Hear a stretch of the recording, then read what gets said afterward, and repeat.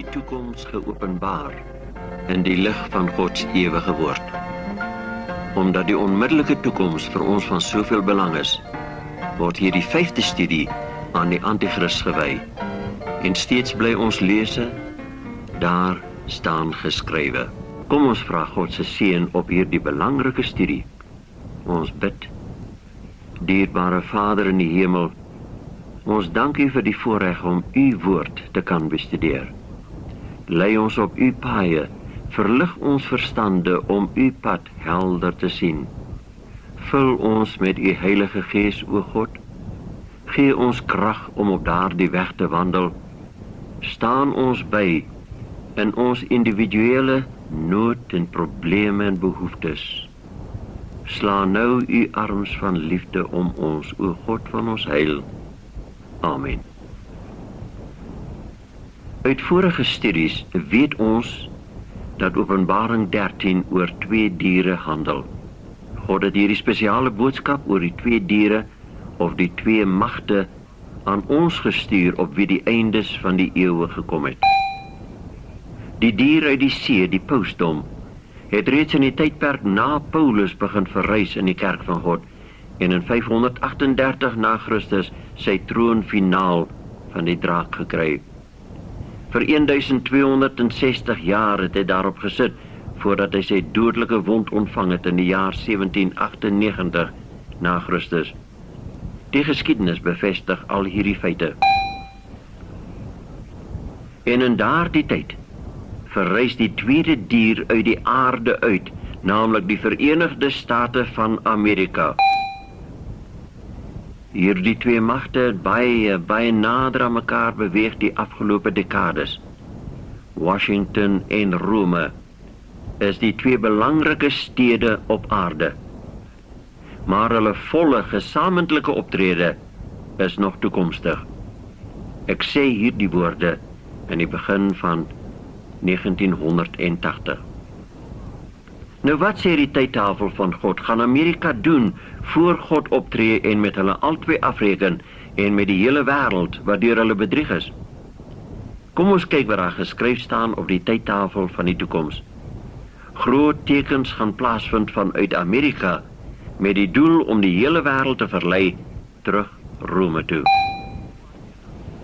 In Openbaring 13 vers 13 lees ons: hy doen ook groot tekens, sodat hy selfs vuur uit die hemel laat neerdal op die aarde voor die oë van die mense. Dan lees ons verder: Amerika laat die bewoners van die aarde 'n beeld vir die pausdom maak. En almal wat die pausdom of sy beeld aanbid, ontvang 'n merkteken op die regterhand en op die voorhoof, soos dit vir ons hier voorgestel is. Kom ons lees. En hy maak dat aan almal, klein en groot, en die rykes en die armes, en die vrymense en die slawe, 'n merk op hulle regterhand en op hulle voorhoofde gegee word. As jy nie die merk het nie, sal jy nie kan koop of verkoop nie. Ons lees, sodat niemand kan koop of verkoop nie, behalwe hy wat die merk, of die naam van die dier, of die getal van sy naam het. As jy nie 'n aanbidder van die beeld is nie, gaan die doodsvonnis oor jou uiteindelik uitgespreek word. Ons lees, en dit is hom gegee om 'n gees aan die dier se beeld te gee, sodat die dier se beeld ook sal praat, en maak dat almal gedood word, wat die dier se beeld nie aanbid nie. In hierdie verse van Openbaring 13 word die toekomstige program van Amerika en die pausdom vir die wêreld uitgestippel.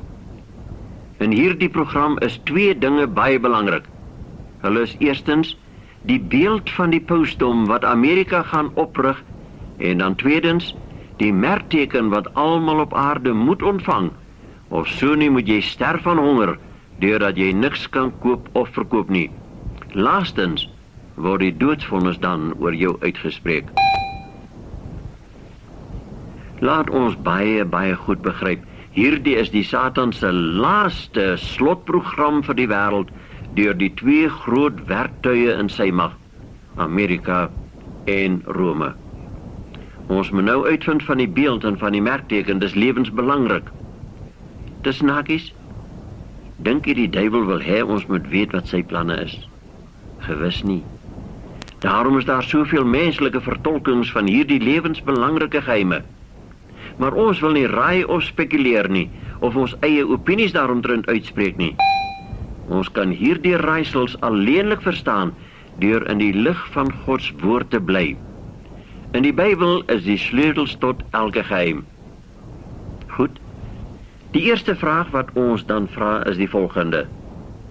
Is die beeld wat deur Amerika opgerig word en dan die merkteken van die Antichrist, is hierdie dinge letterlik of is hulle simbolies? U sal dadelik met my saamstem dat hier die hele hoofstuk so ver simbolies was.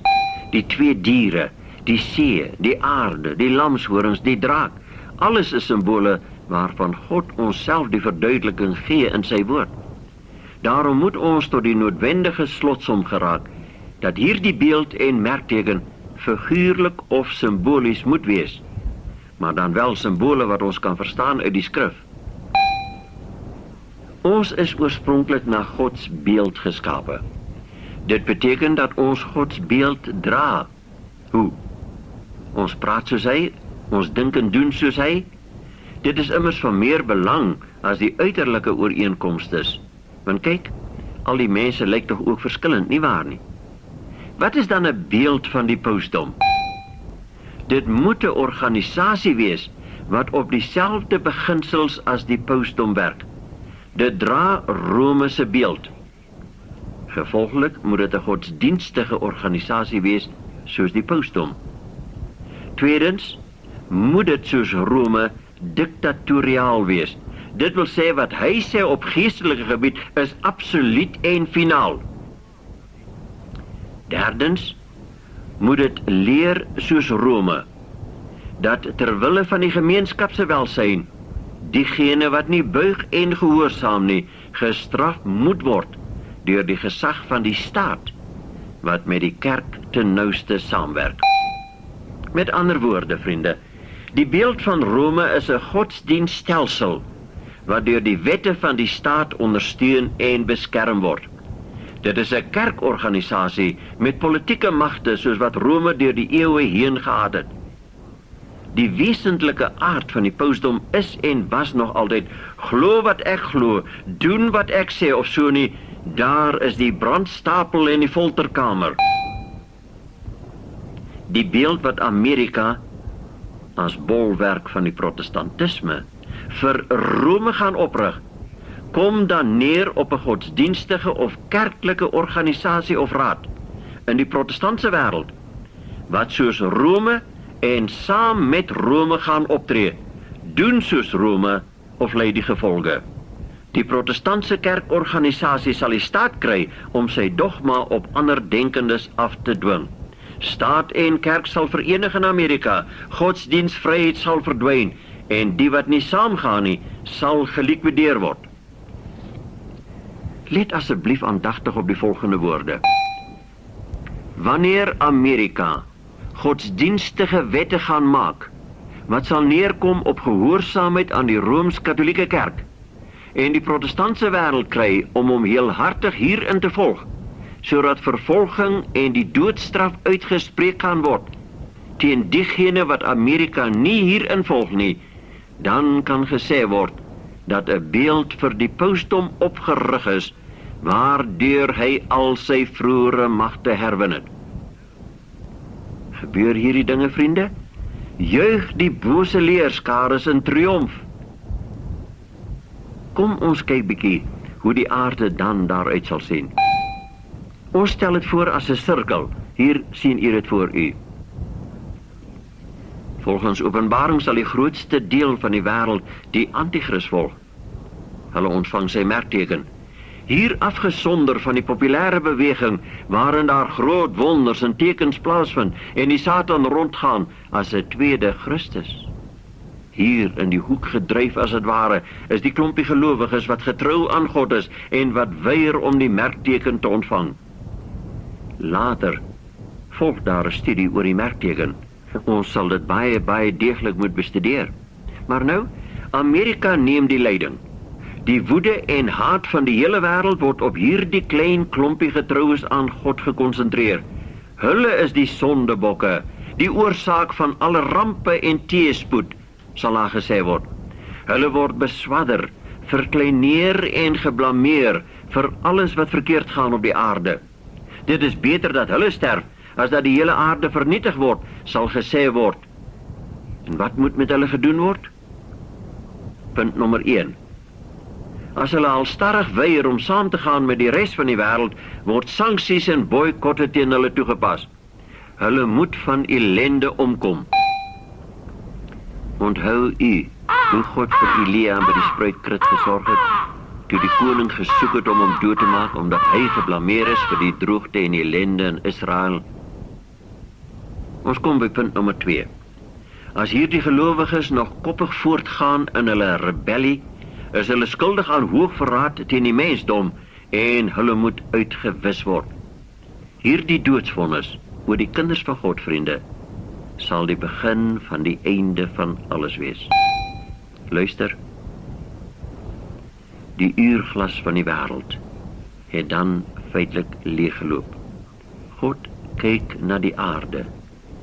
Die uur het gekom dat Jesus persoonlik tussen beide tree om sy volk te verlos van hulle vyande. Dit is Armageddon. Die toekomsprent lyk na min of meer so. Amerika beweeg nader en nader na die pausdom toe. Die Vatikaan en Washington word die twee belangrikste stede op aarde. Wanneer Amerika sy veelgeroemde grondwet van vryheid gaan repudieer en wette maak om soortgelyke leerstellings as die van Rome af te dwing op die wêreld, weet ons die einde van alles is voor die deur. Wanneer die doodskreet uiteindelik uitgevaardig word teen hulle wat aan Gods woord getrou bly, het die mensdom reeds finaal sy besluit gemaak. Die genade deursluit. Jy het die merkteken van die dier, of jy het dit nie. Vir Gods volk sal dit 'n tyd van benoudheid wees soos daar nog nooit op die aarde gewees het nie. Heel waarskynlik sal hulle soos Elia na die eensame plekke van die aarde toevlug, waar God hulle sal onderhou. Die hele wêreld se woede het teen hulle gedraai. Kom ons kyk nou weer na ons sirkel wat die aarde voorstel. Ons wonder wat die lot van die twee groepe mense gaan wees aan die einde van die wêreld. Kom ons kyk eers na die klein groepie wat aan God getrou sal wees.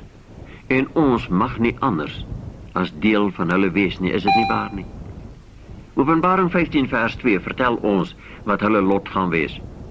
En ek het gesien iets soos 'n see van glas gemeng met vuur, en die oorwinnaars oor die dier en oor sy beeld en oor sy teken, oor die getal van sy naam, het ek by die see van glas sien staan met sieters van God. Dank God, daar sal oorwinnaars oor die dier wees. Liewe mede-pelgrim, het Johannes ons en ons kinders en ons geliefdes ook daar by die see van glas sien staan met die sieters van God in ons hande, het hy? God dank, ons kan nog kies. Die genadedeur het nog nie gesluit nie. Maar wat van hulle wat die merkteken van die dier ontvang het? Die toekomsprent vir hulle is pik swart. As iemand die dier en sy beeld aanbid en 'n merk op sy voorhoof of op sy hand ontvang, sal hy self ook drink van die wyn van die grimmigheid van God, wat ongemeng ingeskink is in die beker van sy toorn.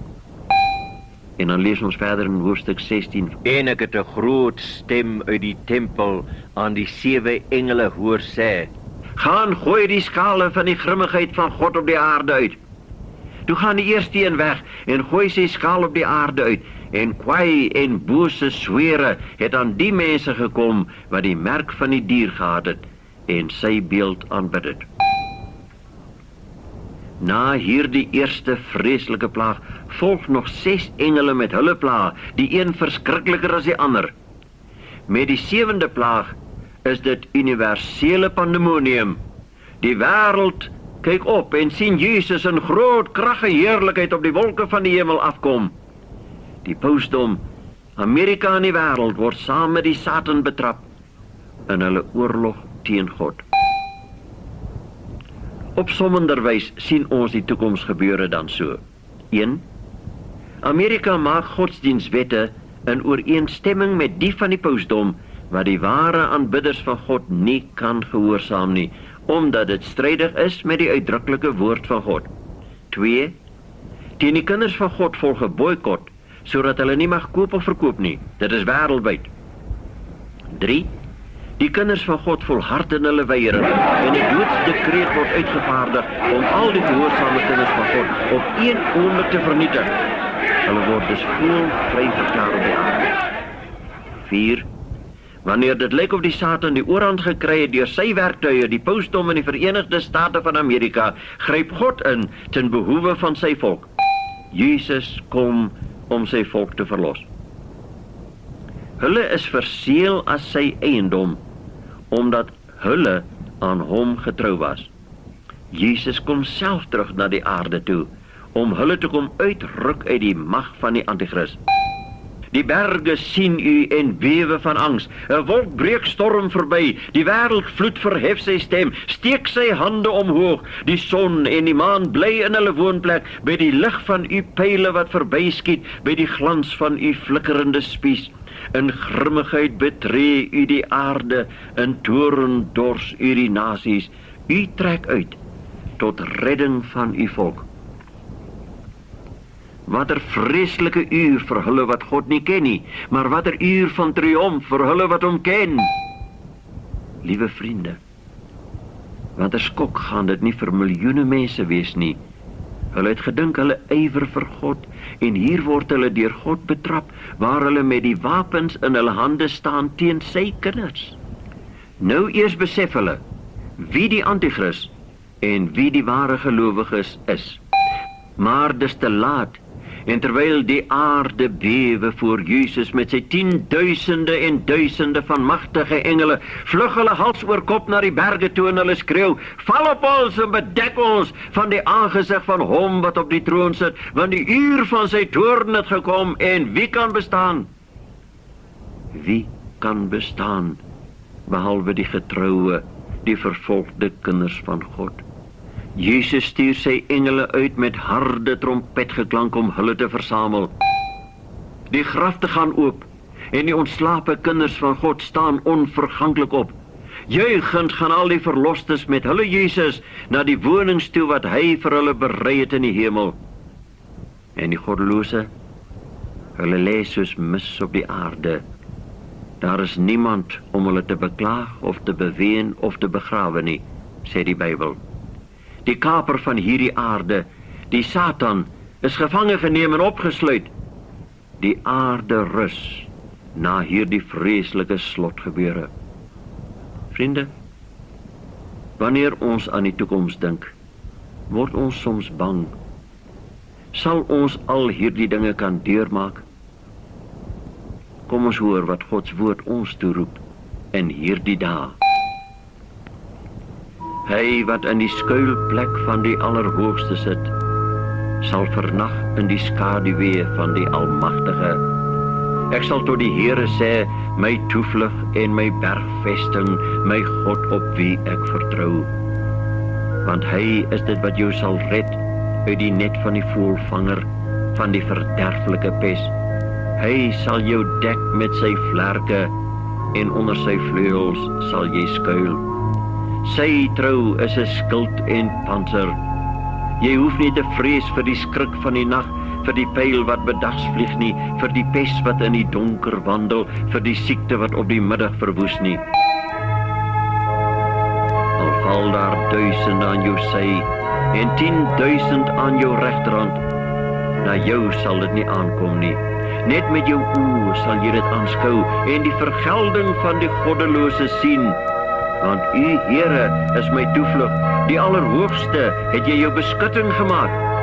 Geen onheil sal jou tref, en geen plaag naby jou tent kom nie, want hy sal sy engele aangaande jou bevel gee, om jou te bewaar op al jou weë. Hoe pragtig hierdie beloftes van God. Rome, Amerika en die duiwel is die drie wat die kinders van God wreed gaan vervolg. Maar wie staan by die kinders van die Here in hulle stryd teen hierdie magte van die hel? Daar is die Heilige Gees en die engele wat hulle sal beskerm, hulle van voedsel sal voorsien, soos hulle vir Elia kos voorgesit het, toe hy mismoedig deur die vervolging in die woestyn onder 'n besembos gaan lê. Hy het gebid dat hy liewer moet sterwe, min het hy geweet dat hy lewendig hemel toe geneem sou word. So sal dit ook wees met die kinders van God. Hulle word vervolg en verjaag, maar hulle behou hulle onwrikbare geloof in hulle Jesus, wat sy lewe vir hulle afgelê het. Hulle weet, Jesus het op hulle staat gemaak om hierdie vesting in die heelal te hou, in die laaste en felste en kragtigste aanslag, wat die vyand ooit teen God en sy regering kon loods. Hulle het getriomfeer in Jesus se krag. Hulle het aan Jesus vasgehou deur alle moontlike en onmoontlike beproewinge en teisteringe, en hy het hulle nie teleurgestel nie, en hulle het hom nie teleurgestel nie. Hulle het die vesting vir God behou. Dank God. Daar was deur die geskiedenis altyd die getroues aan die Here. So was dit met die vloed. Net 8 siele tussen die Satan en algehele oorwinning. Maar aan God bly hierdie 8 getrou. Vir 120 jaar verduur hulle die Satan se hoon, maar hulle swig nie, en toe al die goddelose sterf in die toorn van God, toe ry hulle paartjies veilig oor die hoogtes van die aarde. Haman het 'n bevel van die koning van die Meders en Perse gekry om die hele volk van God op 1 dag uit te delg. U onthou die verhaal. Maar wie het in sy pad gestaan? Die pragtige meisie Ester en haar oom Mordegai. En deur hulle dapperheid word die volk van God verlos. Vir 1260 jaar, dis 'n baie lang tydperk daarin, het die Satan deur die Rooms-Katolieke Kerk alles in sy mag gedoen om die getroue kinders van God geheel en al te verdelg en hulle naam van die aarde af uit te roei. Hoekom het hy nie in sy doel geslaag nie? Omdat daar altyd diegene was wat aan God getrou was tot die dood toe. En so sal dit weer wees in die stryd waarin ons vinnig beweeg. God sal sy getroue kinders hê. Johannes sien hulle in die hemel by hulle Jesus as oorwinnaars staan. Die sieters van God is in hulle hande. Ek wens ons kon hulle hoor sing. O, watter gejuig sal daar in die hemel wees. Hierdie manne en vroue en jong mense en kinders is die helde en die heldinne van die heelal. Hulle het die vesting van God gehou teen die gekombineerde magte van die hel en die hele aarde, en hulle het oorwin. Sal ons by die see van glas staan met die sieters van God in ons hande? Ons besef hoe ellendig en swak ons is, maar ons oë is meer en meer op hom gerig. Jesus sal ons bystaan. Hy sal ons help. Hy sal ons krag gee as die dag aanbreek. In die laaste loopgraaf, wanneer al die magte van die hel op ons sal losbrand, sal hy by ons wees, saam in die loopgraaf by ons, saam in ons lyding, saam in ons angste, saam in die worsteling totdat die rooi dag kom. Vriende, sal ek en jy by God se volk wees, of sal ek en jy by sy vyande wees? Hier mag ons nie verkeerd kies nie, want hier kies ons vir die ewigheid, vir God of teen God, by God of weg van God af, vir ewig. Kom ons bid. Dierbare Jesus, ons wil getrou aan U wees. U oë kyk na ons. U het niemand anders om U naam hier te verdedig op die aarde as ons nie. Eendag sal ons besef wat voorreg ons in was om U kinders te wees in hierdie laaste worstelstryd van die wêreldse geskiedenis. Help ons om nie te vrees nie, o Here. Bly by ons totdat ons by U die oorwinningslied sal aanhef. Halleluja, loof die Here uit die hemele, loof hom uit die hoogtes, loof hom oor sy magtige dade, loof hom met helder simbale, loof hom met klinkende simbale, laat alles wat asem het, die Here loof. Halleluja, amen.